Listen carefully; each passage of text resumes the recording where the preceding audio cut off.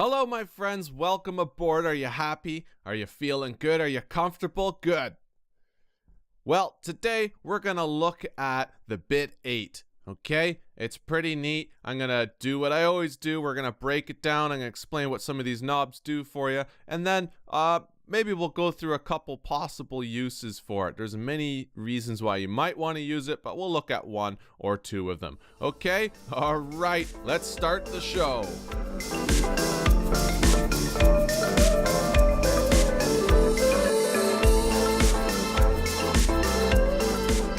Alright, if you're watching this video the day it came out, then I am right now on an airplane to Victoria Island, and so wish me luck, because in the past, I've matured now, so I'm better at handling security, but certainly when I was like 18, they'd be like, Alexander, right, because they call me Alexander.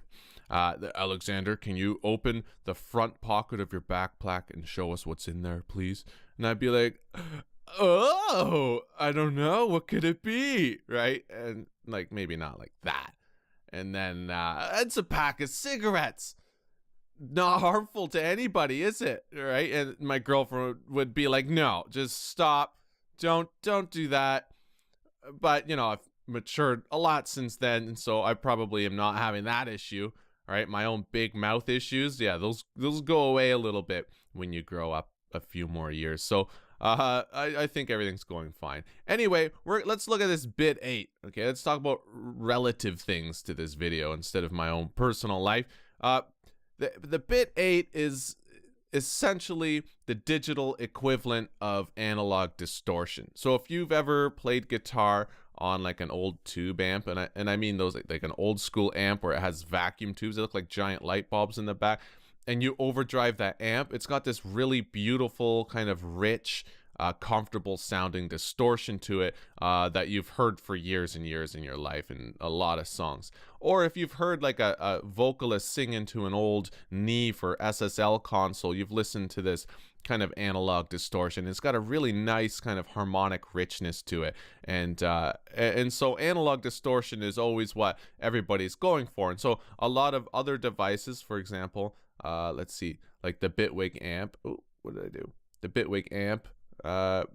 That's kind of emulating that, right? It's analog distortion, trying to make that nice distortion, which is, by the way, very hard to do digitally, or the distortion here. Again, it's somewhat trying to emulate analog distortion, and it's almost impossible to do it digitally because you're playing with ones and zeros, whereas in the analog or what's the word, acoustic world, you have like an infinite. It's not ones and zeros, it's waves, right? Okay, well, the Bit-8 is the digital version of that. So a few years ago, not so many years ago, if you had digital distortion on your track, everyone in the music industry was like, they're hiring at McDonald's, right? Like, why don't you not work in the music industry anymore, because clearly you don't know what you're doing. But nowadays it's got a place. It's got a place in music, and I think that's appropriate, as I think anything in music is appropriate. And so what it essentially is doing is making your computer shittier. This is shitifying your computer. It's like if you had a Super Nintendo as your computer and you tried to play rich harmonic sounds into it, what would come out would sound like what's coming out of this Bit-8. Okay, so here we go. I've loaded up a Bit-8, and right now there's no sound coming in on it. Look, if I hit record and play my keyboard, it's not doing anything. It's not an instrument. So let's add an instrument. Let's go to presets, choose Bitwig, and where is that? Sub love sign. Okay, let's turn that off and hear it. Right, a basic sine wave. Nothing too insane. Okay, now if I turn this down a couple octaves, no way are you hearing that on your cell phone, your tablet, or your computer. If you're in headphones, you have big speakers, you'll probably hear that, because it's sub bass essentially. It's a sine wave played really low, and yeah, so the problem with that is you can add that to your track. That's fine and well, and many people do that on top of other layers. But if someone listens to your song on their cell phone, tablet, or laptop speakers, they don't hear your bass, and that's kind of an issue. Well, the Bit-8 can actually help with that, but before we get into that, I'm going to bring it back up a few octaves just so that everybody can hear it, okay? And then we'll kind of go through some examples, and I'll show you what it's doing. All right, let me just load up a spectrum analyzer. Don't leave, come back. Okay, we're not gonna get technical. It's just neat. Okay, it's just interesting. Let's just stay with me. Let's nerd out a little bit here. Okay, let's turn this on, and well, here's the sound. And let's turn it on. This is stock. This is how it comes loaded. So you can tell it's just adding a little bit of fuzz on the top end, right? So let's break it down. We have a bits column here, and we have a clock column there. Everything in the margin is basically what you see on most devices with a width and mix knob. Of course, let's just get that out of the way. This is how much Bit-8 signal you're getting versus how much original signal you're getting. If it's in the middle, it's equal, and if it's all the way up, you're only hearing what's going through the Bit-8. Width is just like it's width, okay? It's a simulation to make it sound wider, as in more stereo than it actually is, and then that would be like the original sound, fully mono, okay? So those are typical, and then of course you have your wet effects, which basically means if you load an effect into there, it gets assigned to your mix, and therefore this is like your wet, dry knob for both the Bit-8 and whatever effect you have, okay? All right, that's out of the way. Let's look at bits now. So we can see that this says quantized level, but not in the way that you would quantize MIDI necessarily. Quantized is just like an umbrella term to click anything to any kind of standard. Like if you're quantizing MIDI, you're clicking the MIDI data to the standard of the grid. In this case, when I play, if quantized is low, you can see that it's just kind of frequencies all over the place. There's the original kind of frequency there, right? And that's fine. And then up here, what the Bit-8 is adding, if I get rid of this, see, there's my original signal. And then if I add the Bit-8, it's just kind of jumbling the signal up there. If I bring up the quantize, it's basically quantizing it to a set of frequencies, the frequencies that I'm playing into it. And so when they say quantize, it's basically conforming it to the grid of the audible spectrum. Like, in other words, 20 hertz to 20 kilohertz. And that's why you get like a harsher tone out of that than you do this, okay? So don't get confused on that. It's just basically, is this going to somewhat make a comb filter and assign all the peaks of the frequencies to like specific spots on the frequency grid, or is it just gonna, scramble my signal completely and not bother with that? Okay, so let's just see what's the default. If you double click, you get the default minus 18.720 dB. Well, that's strange. Okay, they couldn't have rounded that up a little bit, right? Like they couldn't have made it say 19 or 18.5. Well, okay, well, whatever. Let's not get into that.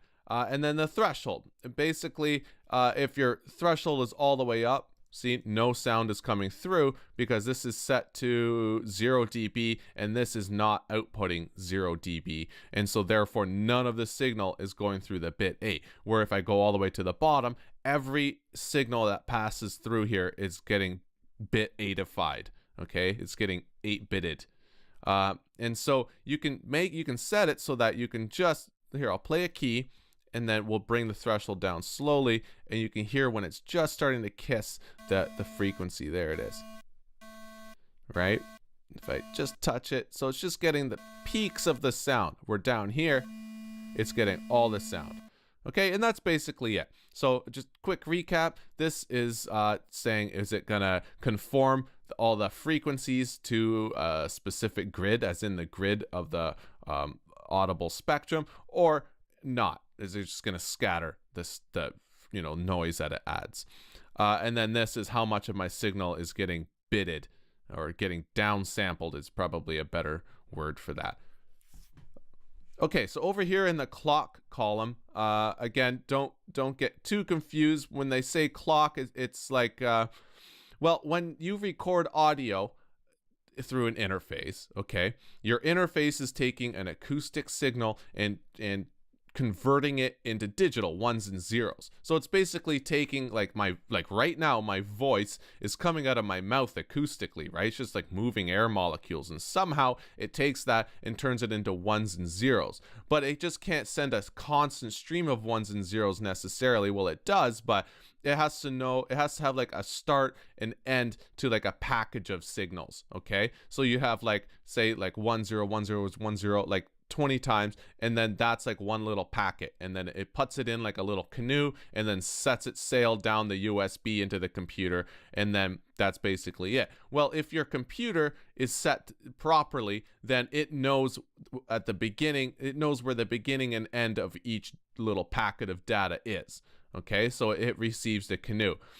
So if I bring up jitter, for example, it's jumbling that up. Now your computer doesn't know where the beginning of the canoe is, or the end of the canoe. Like, it's thinking like the center of the canoe is the beginning, and it just kind of, you know, yeah, and that just has an interesting effect. It's like it's like setting the clock on your computer different than to the clock on your interface, and that is just simulating that.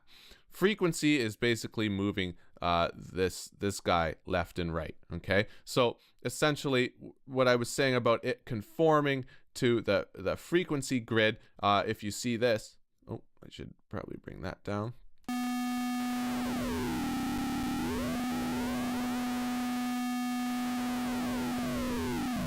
Right, it's just choosing which kind of band of frequencies it's going to conform it to. Okay, and then of course, like I was saying, jitter is just jumbling up the clock. It's making a conflict between your computer and your interface. It's a simulation of that effect happening. See, so when I have jitter down, it's much more stable. See that? Than it is when I have it up. Right? Because your computer's going, oh my God, I'm totally lost. It's like if you're a cook in a fast-paced kitchen or something, and then the orders are just coming in on an entire one long sheet, instead of saying like, oh, table 1 ordered this, table 2 ordered that. It's just like, I need potato, steak, fries, like blah blah blah blah blah, and then you're going like, I don't know what to make first, man. Like you know what I mean? That's your computer right now. Is a cook that's getting slammed, essentially. That's a terrible analogy. Well, no, it works actually. It's a good analogy. So yeah. Also, jitter is like when you drink 10 coffees and you've been making beats for 5 solid hours and you're just tweaking out. Like, that's, you know, and so they just give you a knob you can play with, and they're like, holy shit, I'm just tweaking. No, it's not what it's for. Okay, so that's basically it. Again, quantizing it to the spectrum grid, how much sound is getting bitified or downsampled. I should use the proper words here. And which frequency is it quantizing to, and how much of a confliction, how much jitter are you giving? Is it stable or highly unstable? Okay, in a nutshell. Now, why might you use the Bit-8? Well, like I said, it's another level of distortion. It's just adding distortion to any signal, the same way the amp tool or amp device would, the same way the distortion device would. It's just the digital version of that. So let's get rid of this. Let's use our ears now. So I turn this off, and you have my raw sine wave-ish signal. Okay, but now if I turn it down a couple octaves, those of you not on headphones or big speakers can't hear that, and that's a problem for a producer because you want to hear the bass. Well, now we can simply just turn this on, and already you can tell that it's getting high frequency information created. Okay, so in this particular example, it's going to sound ugly at first, but just stick with me, okay? Let's try and create as much high-pitched information as we can.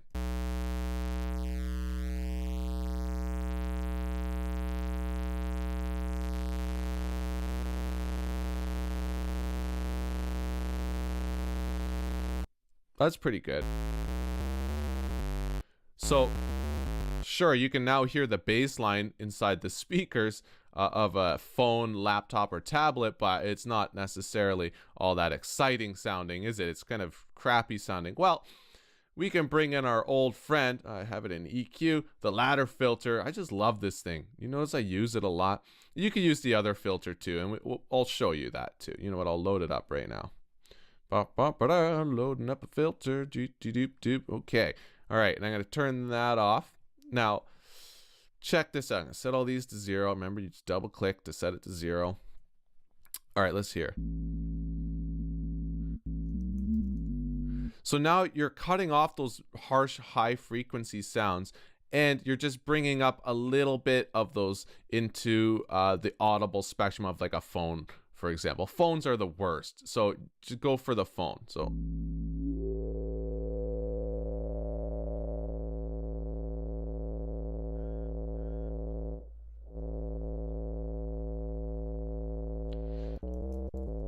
all right, can you hear that in your phone?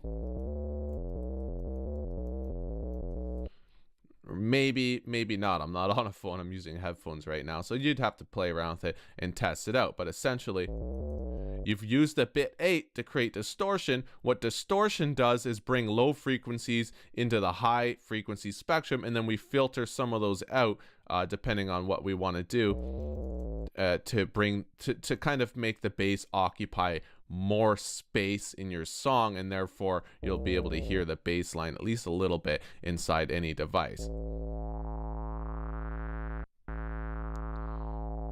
So some other cool stuff we can do. Let's throw on ADSR. Okay, let's go into here. So already you can see that blue line there. When I hit a note, it jumps up, and that's according to this line here. So let's just turn this down. Okay, and let's click the mod button and bring up the frequency. So now every time I hit a key, it's going to open the frequency a bit, open the filter a bit, and close it again.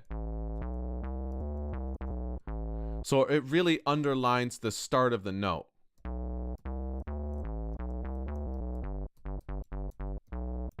you see what I'm saying? Let's exaggerate it a little bit.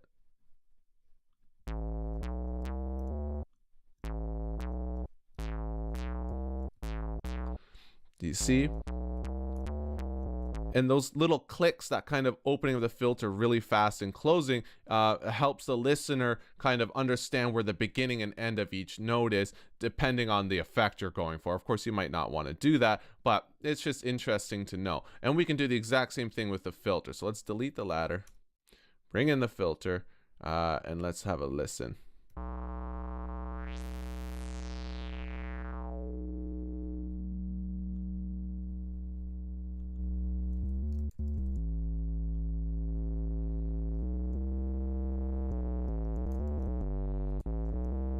Okay, and now we can add an ADSR. Sure, what the hell. Okay, so there we go. We've added our ADSR. Let's set it the same way. I guess I could have just copied it, but you know. And we'll use it to open up the filter again. I don't know, let's exaggerate it that much.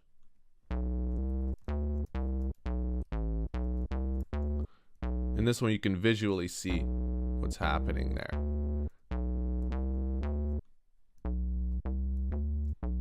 Let's go even farther.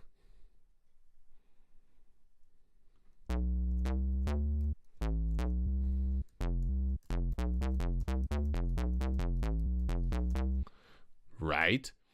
Okay, so that's pretty cool. Let's turn that off. Let's get rid of this and turn it off. And it works the other way too. For example, right now I'm playing low, but let's go high. Let's even go up here, and let's add in the Bit-8. And I'm gonna put on this whatchamacallit, spectrum analyzer again to show you, because what we're gonna try and do now is use a high pitch note that typically has no information worth a damn down here, and we're gonna try and create some low frequency information. Okay, so there's already some there, and I haven't really done anything.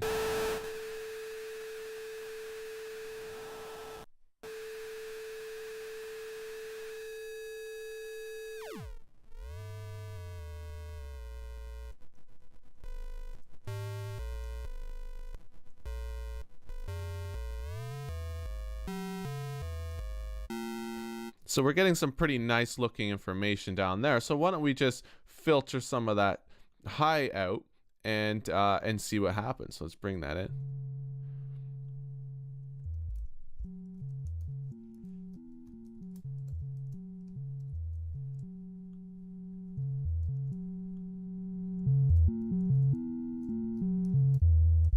Well, that's interesting. But yeah, so it serves the purpose of showing you that both it will create distortion and add highs to your bass, but it'll also create lows to your highs, right? So you can imagine all the different uses that you could put that to use working on. That was a terrible sentence. One other thing that I kind of want to trip out and try doing is, let's hear it. It's kind of got this groovy, just that last bit, right?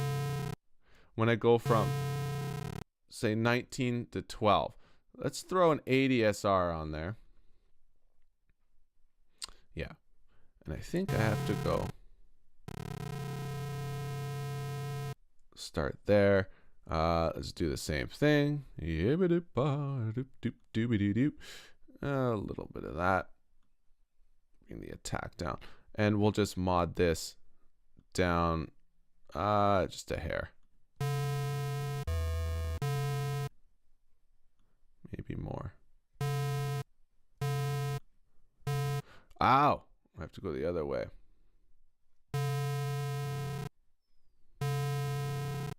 Right. What an idiot. Gotta go this way.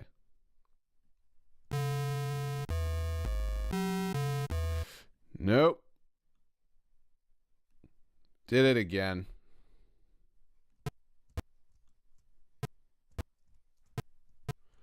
All right.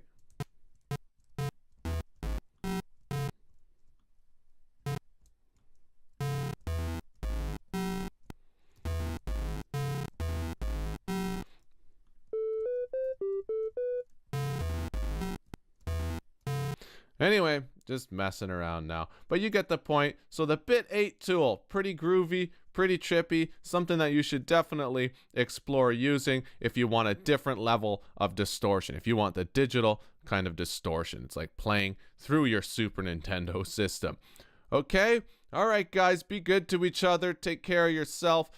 Please subscribe if you already have. Thank you so much. I love you guys for that. Again, wish me luck this weekend. You never know. You never know what I'll get myself into. Okay? All right. We'll see you in the next video.